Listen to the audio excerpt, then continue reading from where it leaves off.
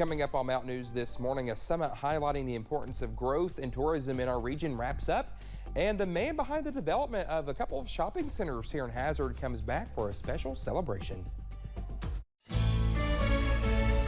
Dedicated to Eastern and Southern Kentucky, this is WYMT Mountain News This Morning.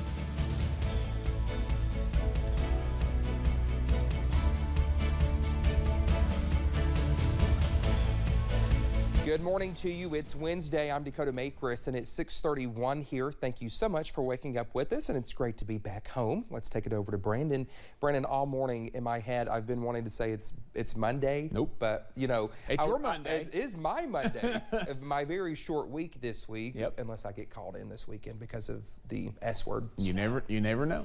Don't. Anything is possible. Nope. Blocking your number. Nope. You better not block my number because I'll call you personally. You'll like, come to the get house. In here. You'll come to the house.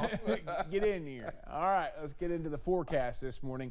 As we start off here, little rain showers across parts of the region. We'll take a brief tour here this morning. Some snow back off to the north and west into parts of Indiana, western Kentucky, and Ohio. But here in our region, we're tracking heavier bands of rain there near Rockcastle County, or near Mount Vernon in Rockcastle County along I-75, back into Jackson County there, crossing toward 421. Over near Beattyville this morning in Lee County, between looks like Owsley and Powell counties there this morning. We scoot on up toward West Liberty and Morgan County, seeing some pretty good rain this morning. Also seeing that going back over into parts of the Big Sandy, Lawrence, and Johnson County, seeing some pretty good rain this morning. Foggy across the region, high and low elevations, so keep that in mind. Buffalo Mountain camera can barely see the tower off in the distance there. 45 in Wise, our warm spot this morning. 36 in Pikeville, just up the road, our cool spot. Most folks near 40, and some folks a few degrees warmer than this time yesterday. 13 degrees in Wise is the winter today. Forecast for today, 47 as the rain clears out to cloudy skies. Chilly tonight. I'm hoping we see a little bit of cloud cover clearing, but I don't know if we'll see that much or not. We'll keep you posted on that. Dakota? All right, Brendan, thank you. A Madison County home invasion suspect is due in court today. Shannon Gilday is accused of killing Jordan Morgan last month. Jordan was staying with her father, former state lawmaker Wesley Morgan. Troopers say Gilday may have targeted the home for its underground bunker. His preliminary hearing is set for 9:30 this morning. Students in Williamsburg were sent home early yesterday because of a bomb threat. Williamsburg police officers say students at Williamsburg Independent School were evacuated after the threat. They say the building was searched and no hazardous or explosive devices were found. Police say they are still investigating, and right now it is not clear who made the threat. A Pikeville man will serve 125 months in prison. Eugene Cisco III was convicted in November of wire fraud and healthcare fraud. Cisco operated several clinics that treated patients addicted to opioids. He deceived patients into paying hundreds of dollars per month in cash for treatment by falsely claiming his clinics were not eligible to bill Medicaid for certain services they provided. The jury also found Cisco engaged in a healthcare fraud scheme that caused a loss of more than $2 million to the Medicaid and Medicare programs. Cisco must serve 85% of his prison sentence and was also ordered to pay $5.7 million in restitution. Well, this week is National Consumer Protection Week, and Attorney General Daniel Cameron wanted to share 3 main types of scams that were reported to his office in 2021. The Attorney General's office reported more than 7,000 consumer-reported scams, which accounted for nearly $12 million in losses. The 3 types of scams AG Cameron saw were investment scams, impersonation scams, and identity theft. Now, to report a scam, you can go to the Attorney General's website. You can also find tips on how to avoid scams and fraud. The Mini Source Summit in Ashland wrapped up yesterday, highlighting the importance of tourism and downtown growth. Organizers say shaping our Appalachian region could rely on the work being done by those who are marketing the region to others. So they invited Ashland native Jim Host, founder of the Host Communications, to serve as keynote speaker. Host is known for his sports broadcasting and marketing work, and organizers say he was a pioneer in pitching the region to the rest of the world. He's had a ton of relevant business and public sector experience in tourism, and obviously he grew up in Ashland, so we had a lot of things that connected the dots for Jim to come back and be a great keynote speaker for us. For his efforts to bring people into the region, Host was gifted with a painting of his younger self on the baseball field in Ashland and given a key to the city. As announced at the summit, March 8th has now been declared Jim Host Day in Ashland. The development of black gold and HAZAD village shopping centers in the 1980s gave people in the city of HAZAD critical shopping infrastructure for decades. WYMT's Zach Hawk talked to the 101-year-old man who helped make those developments possible. I see good times ahead. That is Roy Drinkard, president and CEO of Drinkard Development at the 1989 grand opening of Walmart in HAZAD. On Tuesday, he was back in town celebrating a belated 101st birthday. HAZAD Mayor Happy Mobilini remembers the importance of Drinkard's work. So everything that people have ever shopped around here is because of the Drinkard development. Drinkard's earliest development in HAZAD is the Black Gold Shopping Center, the site of the ARH Medical Mall today. But the project almost never happened. Mayor Gorman said, no, this development's been promised to another developer. But that developer backed out, so Drinkard was contacted again, but he had a condition. Mayor sent word to me to come. I said, no, I won't come till he comes to my door.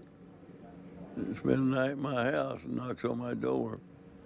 Well, he and Nan came. The ordeal sparked a decades-long financial and personal relationship with the city of HAZAD, including the latest party on Tuesday. Happy birthday to you. Not only myself, but all of my people that work with me speak well of HAZAD. It's their favorite place to come, and mine too.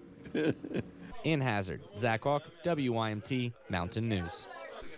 Well, he also acquired the HAZAD Village Shopping Center. He still lives in his lifelong hometown of Coleman, Alabama, where he is involved in educational and philanthropic missions. Born in 1920, the World War II veteran turns 102 years old on July 12th. Wow, good for him. The city of Pikeville celebrated International Women's Day yesterday by celebrating local women in leadership. City planning events, and officials say coming up with the best ideas are just some of the roles women play in the city of Pikeville's government. Along with displaying leadership in government, there are many women who own businesses in the downtown area.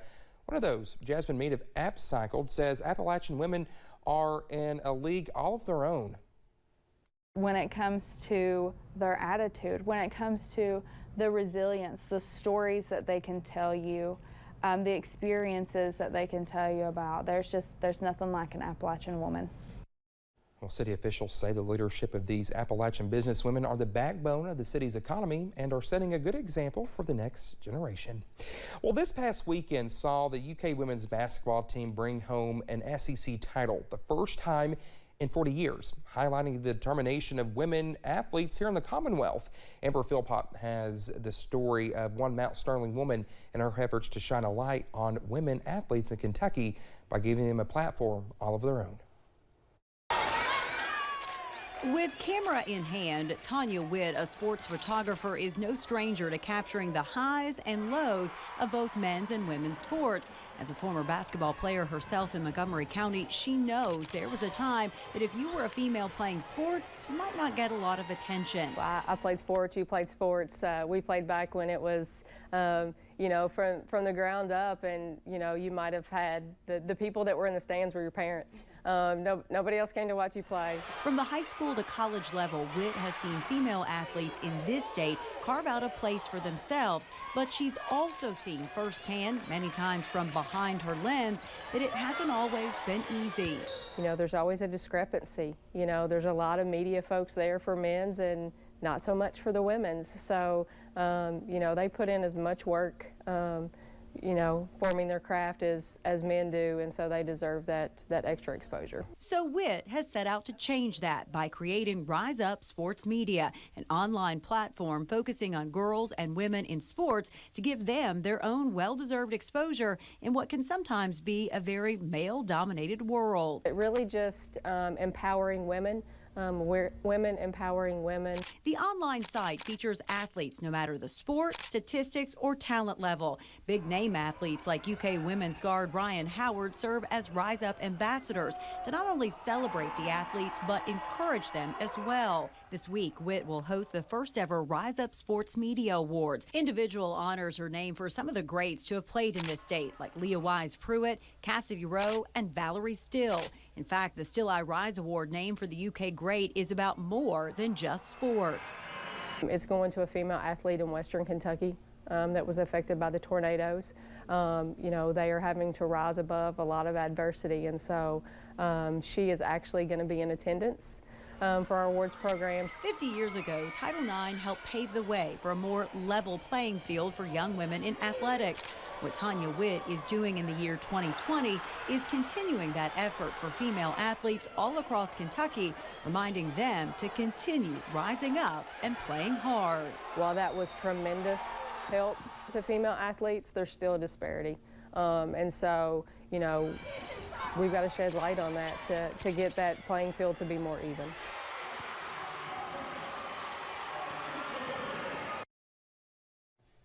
That was Amber Philpott reporting. The Rise Up Sports Media Awards will take place this afternoon at 4 at the Hilton in downtown Lexington.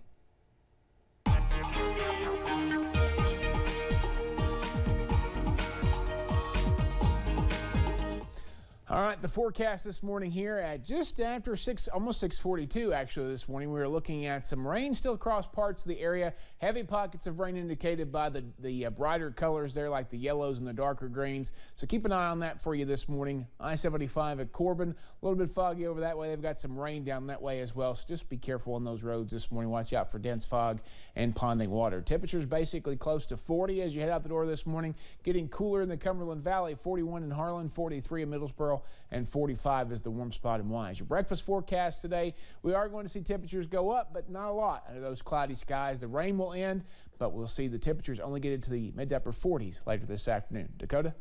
All right, Brendan, thank you so much. The time is 6:42. Still to come here on Mountain News this morning. The convoy protesting mask and vaccine mandates gets back out on the road. We'll have more on that in just a few minutes.